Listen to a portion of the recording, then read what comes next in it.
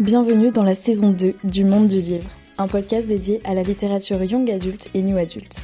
Entrez dans ma bibliothèque, je suis Mévéna et je suis ravie de vous accueillir dans mon univers. Ici, on parle de romans à travers mes recommandations, des critiques de livres, des interviews d'auteurs, mais aussi des échanges avec des lecteurs passionnés autour de débats. Alors installez-vous confortablement et plongeons ensemble dans mon monde rempli de livres. Bonjour à tous et bienvenue dans un nouvel épisode du Monde du Livre. Aujourd'hui, on se retrouve pour un nouvel épisode de Plume et Défis. C'est une série où les auteurs relèvent des défis absurdes, drôles et parfois impossibles. Et pour cet épisode, j'ai l'immense plaisir d'accueillir Thaïs Ménard. Pour ceux qui suivent le podcast depuis longtemps, vous savez sans doute qu'elle a été la toute première invitée du podcast d'ailleurs. Et je suis ravie de la voir à nouveau. Et aujourd'hui, on est là pour parler de son 4e roman, Varen, une fiction historique viking mêlée avec de la mythologie nordique qui est paru chez Hello Éditions. Hello Thaïs. Coucou. Alors, ton premier défi, ça va être de pitcher Varen de la façon la plus drôle possible. Tu as 20 secondes maximum. Ok. Alors, donc Varen, c'est l'histoire d'une meuf qui spawn dans le désert et qui n'a aucun souvenir de son passé et elle va être recueillie par un clan viking. Elle va devenir littéralement le punching ball officiel de ce clan. Ok. Et maintenant, tu peux faire une version un peu plus posée. Comment tu présenterais Varen à quelqu'un qui n'aurait jamais entendu parler du livre? Donc Varen, comme tu l'as dit, c'est de la fantasy liée à la mythologie nordique. Donc c'est l'histoire d'une femme qui a oublié totalement tout son passé. Elle va être recueillie par un clan viking qui va d'abord la considérer comme une espionne ennemie. Elle va essayer d'y faire sa place, donc au sein notamment de l'armée, et pour découvrir son passé qui va notamment faire appel à la mythologie nordique et donc aux dieux comme Odin par exemple. Merci beaucoup. Alors, on a une petite tradition dans Plume et Défis et ça s'appelle les questions loufoques. Donc, l'idée c'est de découvrir ton univers, tes personnages, etc. mais d'une manière un petit peu décalée. Est-ce que t'es prête? Je suis prête.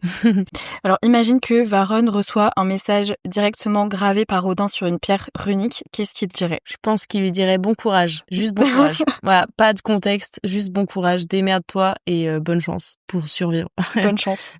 Alors, si Sævald, qui est donc un de tes personnages, devait choisir une épreuve dans Koh-Lanta, mais un peu édition viking, laquelle il gagnerait à coup sûr? Alors, je pense que il gagnerait l'épreuve, tout ce qui est combat, genre tir à l'arc, lancer de hache, tout ce que tu veux. Par contre, il se ferait sans doute éliminer parce que il a un caractère horrible. Tout le monde voudrait le tège du Koh-Lanta.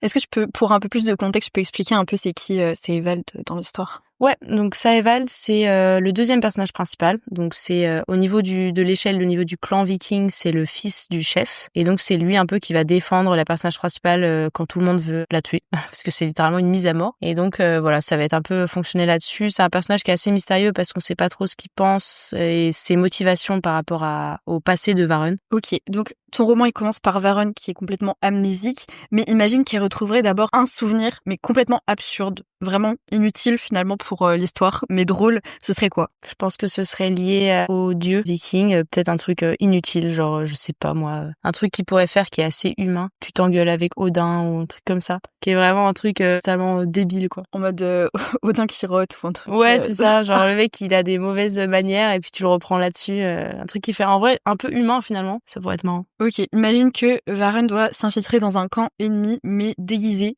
Quel déguisement ridiculement anachronique elle choisirait? Anachronique, je sais pas, mais en déguisement, ça pourrait être un déguisement genre d'animaux, mais très mal fait. Genre, tu vois pas le truc stylé en mode tu mets une peau d'ours ou je sais pas quoi. Déjà, les ours, c'est compliqué en vie pour l'un des vikings. Ce serait genre, je sais pas, tu te déguises en cheval, mais genre sans le côté cheval. Genre, t'es juste ridicule. Ouais, c'est ça, t'es juste ridicule. Tu fais un peu un remake du cheval de Troie, mais version vraiment éclatée. Imagine que les Jom Vikings, donc c'est le clan dans lequel arrive Varen, ils découvrent un objet du 21e siècle. Quel objet serait pour eux un trésor divin? Je pense que le premier objet récent qui me vient à l'esprit, c'est le téléphone portable parce qu'on l'utilise tout le temps. Et je pense qu'il pourrait le considérer comme un truc divin parce que quand tu parles au téléphone, il y a une voix qui te répond. Donc ça pourrait être un peu en mode un passage. Voilà, un passage avec l'autre monde, un truc comme ça. Et ce qui est vrai qu'en fait nous on est hyper habitués, mais c'est hyper différent pour eux parce que ça vibre, ça bouge. Il y a des trucs qui s'affichent à l'écran. C'est très très bizarre. Hein, je pense ils le brûleront souvent. Je pense qu'ils se diront ok c'est un truc trop bizarre, je le jette. Ah bah du coup en vrai ça répond un peu, mais imaginons que ce soit maintenant un objet qu'ils considèrent comme un objet maudit. Ouais, bah pareil, hein. Le téléphone, c'est ouais, divin mais maudit, genre. C'est ça, exactement. Après, la frontière est assez fine entre les dieux. La mythologie nordique, on sait pas trop. Des fois, il y a des dieux qui sont rattachés à la fois à des trucs positifs et à des trucs négatifs. J'ai pas d'exemple en tête. La frontière est assez floue. Ok. Maintenant, si Varun, comme ça, sans aucune raison, ça devenait une comédie romantique, quel duo improbable formerait le slow burn le plus hilarant? Bonne question. J'en ai aucune idée. Non, mais en fait, je pense, ça reprendrait les deux personnages principaux, c'est-à-dire Saeval et Varun, mais leur caractère serait totalement différent et le contexte aussi. C'est-à-dire qu'au lieu d'avoir tout le temps des combats de l'armée et des guerres de clans, on aurait vraiment un truc... Pour notre époque, ce serait genre, je sais pas, tu sais, un peu les comédies basiques, genre, c'est le voisin, tu viens d'emménager, tu viens lui dire bonjour et puis je sais pas pourquoi t'as oublié tes clés, alors tu vas dormir chez lui, genre des trucs comme ça, un peu basique de la comédie de Noël, quoi. Ok. Alors maintenant, prépare-toi parce qu'on va passer à une autre partie qui s'appelle les dilemmes livresques. Donc tu vas devoir répondre à des dilemmes. Tu es prête? Je suis prête. Alors imagine que tu puisses rendre la mémoire à Varun tout de suite, mais elle ne rencontrerait jamais Seivald. Ou alors tu peux laisser Varun amnésique plus longtemps, mais ça va changer complètement son lien avec lui par rapport à l'histoire actuelle. Je pense que je la laisserai amnésique. Par contre, niveau changer le lien, en vrai, je sais pas trop. Parce que ça se trouve, ça deviendrait son ennemi, et là, je pense que ce serait pas du tout bénéfique. Donc je sais pas du tout. Mais je pense que je la laisserai amnésique. Ok. Tu dois choisir le passé que Varun avait avant son amnésie, donc sans prendre en compte l'histoire que t'as écrite. Donc soit ce serait un passé héroïque presque légendaire, ou alors un passé qui est moralement discutable, où elle a peut-être fait des choix difficiles, contestables, tout ça. La deuxième option. Vraiment moralement discutable. Moralement discutable, ok. Ce qui renforce un peu la tension entre eux. Est-ce que t'as réellement envie de retrouver tes souvenirs, ou est-ce que ça en vaut pas le coup? Ouais, je vois. Alors, t'as le choix entre convertir Varun en comédie romantique moderne ou alors en thriller psychologique un peu en mode elle avait peut-être tué quelqu'un sans le savoir. Ah, la deuxième option, hein. Ouais, en vrai. On est à fond sur l'action, hein. Non, c'est vrai qu'en vrai, je suis pas trop comédie un peu eau de rose et tout, même si chacun a son genre littéraire, mais j'avoue que j'aime pas du tout écrire ça. Parce que j'aime bien l'action où ça se bataille un peu. En vrai, je comprends. J'aurais fait la même chose. Bah, tant mieux. Ok. Alors, tu préfères tuer un personnage secondaire que tu adores ou alors laisser Seivald faire une énorme erreur qui serait impardonnable? Saeval est un homme, il fait des erreurs impardonnables.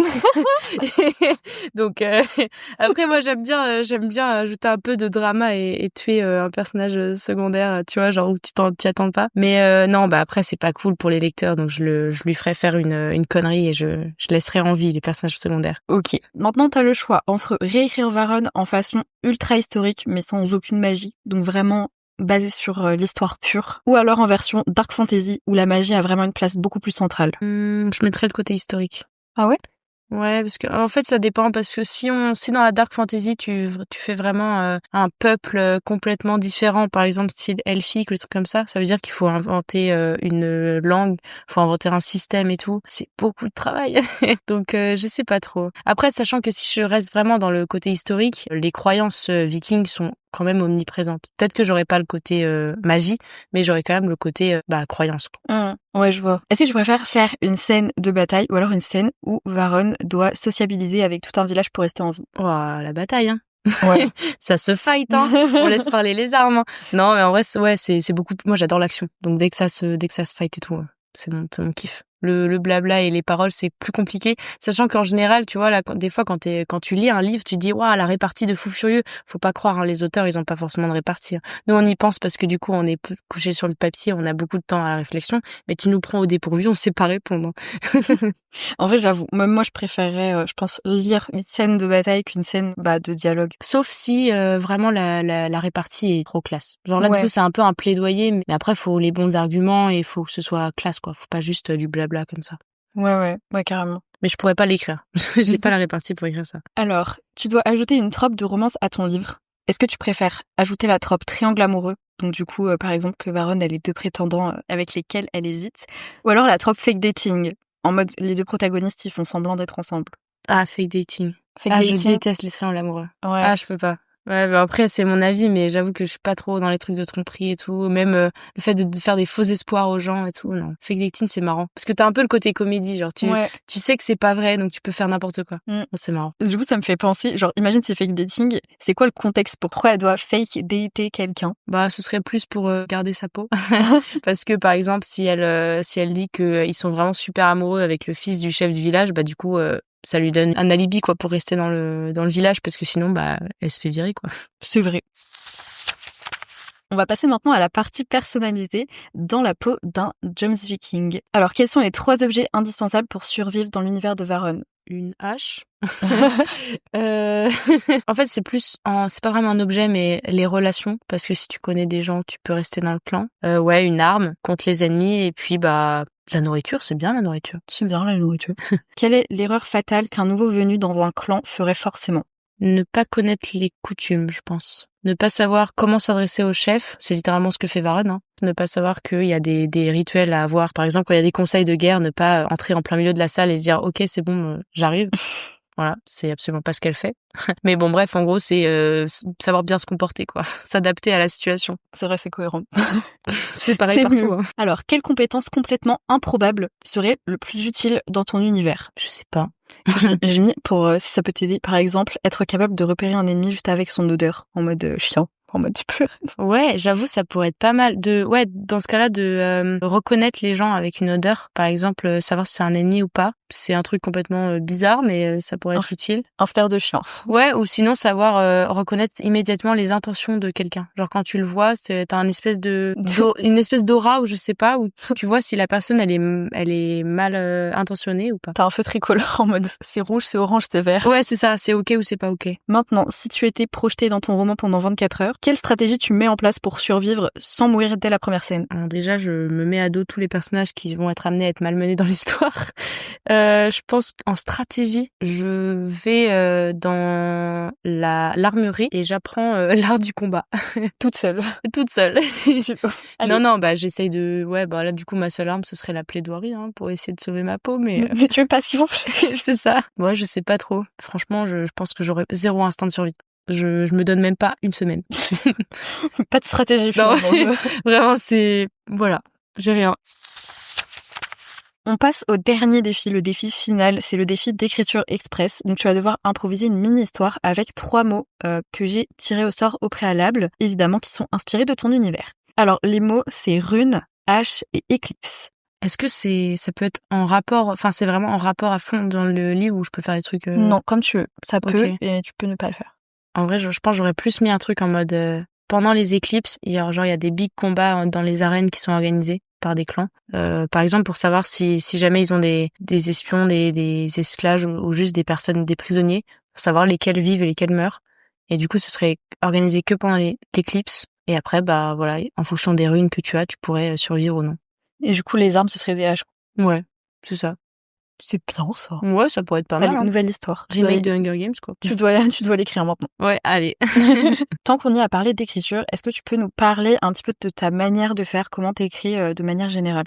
En général, quand j'ai une idée de livre, des fois t'as une petite idée comme ça où tu te dis ok, ça pourrait être pas mal. Et en fait après j'essaie de voir un peu si ça tient la route ou pas. Est-ce que j'ai de quoi en faire un livre, ou est-ce que je me dis non, c'est juste une idée comme ça mais ça tiendra pas, j'ai pas de quoi faire une vraie histoire. Et après je fais un peu la technique du jardinage. Genre je suis là, j'ai des petites idées et tout, je les note de temps en temps mais j'ai pas forcément d'idée précise de la fin, ou même des personnages qui vont évoluer. En vrai, des fois on dit que c'est un peu les personnages qui font leur vie, mais c'est vrai, enfin des fois on est là, on sait pas trop comment faire avancer un chapitre et au final on se dit tiens, ce personnage là il faudrait qu'il fasse ça pour faire avancer l'histoire.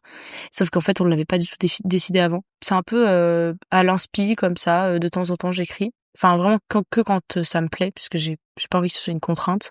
C'est pour ça d'ailleurs que je me laisse le temps pour écrire. Je mets environ 1 an pour écrire un livre, puisque j'ai d'autres trucs à côté. Mais voilà, non, ouais, c'est vraiment juste l'inspi comme ça. Ouais, plutôt une jardinière. T'écris au fur et à mesure. T'as une idée de la trame déjà, ou t'écris vraiment au fur et à mesure, à l'instinct. T'as pas d'idée précise de ce qui va se passer? J'ai une idée quand même de la trame en général, mais après les sous-actions, genre les détails vraiment de l'histoire, je sais pas. Ça arrive comme ça au feeling. Mais j'ai quand même une idée de la trame pour savoir où je vais quand même, pour pas faire n'importe quoi. Tu jongles entre plusieurs genres. T'as déjà écrit 4 romans du coup en tout.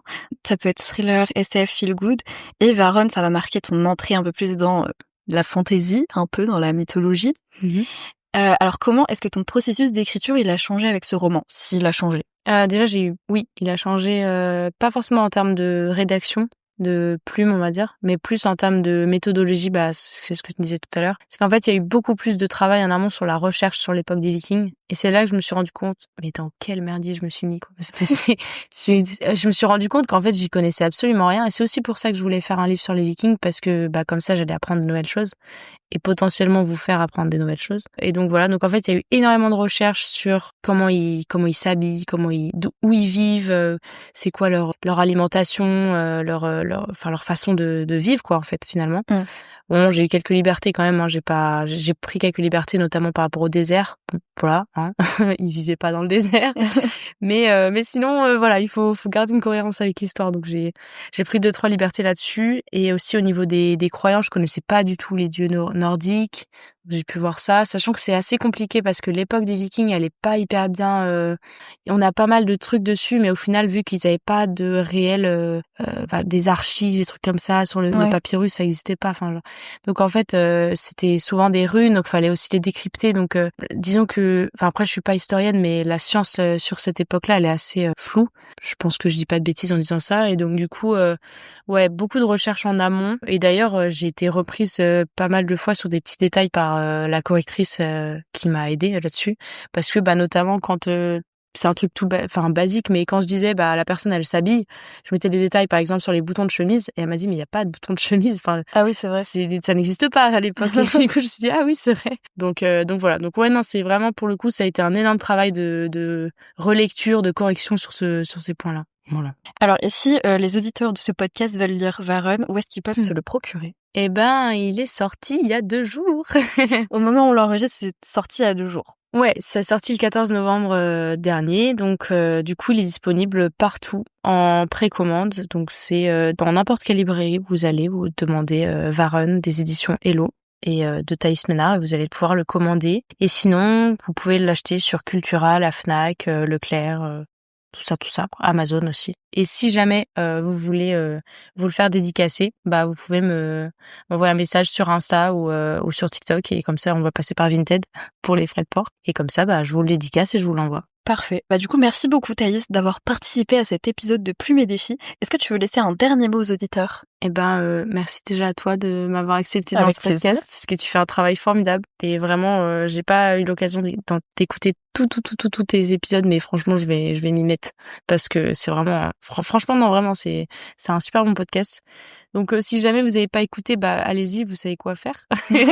Et non, en vrai c'est super cool d'échanger. Moi je suis toujours à fond pour voir un peu avec les gens. Si jamais vous avez des questions et tout, n'hésitez pas. Oui. D'ailleurs, je mettrai sans doute toutes les coordonnées de Thaïs dans la description si jamais ça vous intéresse, pour pouvoir lui parler, commander Varun, etc. Ouais. Merci beaucoup pour votre écoute et n'hésitez pas à laisser un petit avis 5 étoiles sur la plateforme sur laquelle vous écoutez, ça va m'aider énormément pour le podcast et on se retrouve la semaine prochaine pour un nouvel épisode du Monde du Livre.